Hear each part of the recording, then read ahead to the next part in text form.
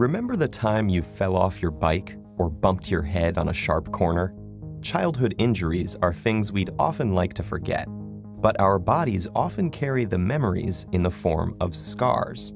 So what are these unwanted souvenirs, and why do we keep them for so long after that unintended vacation to the emergency room? The most common place we see scars are on our skin, a patch that looks slightly different from the normal skin around it.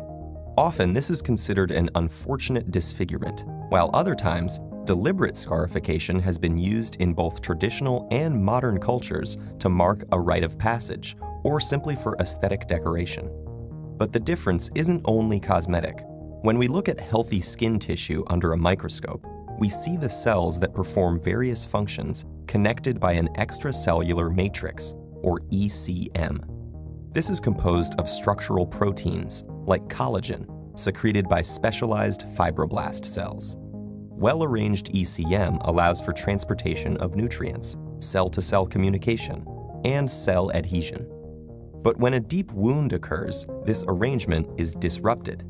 During the process of wound healing, collagen is redeposited at the wound site. But instead of the basket weave formation found in healthy tissue, the new ECM is aligned in a single direction, impeding intercell processes and reducing durability and elasticity.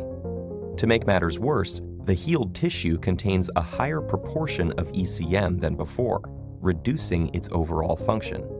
In the skin, the overabundance of collagen interferes with its original functions, like producing sweat, controlling body temperature, and even growing hair.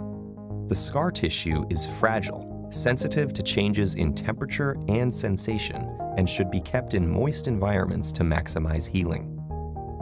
This presence of excessive fibrous connective tissue in an organ is known as fibrosis.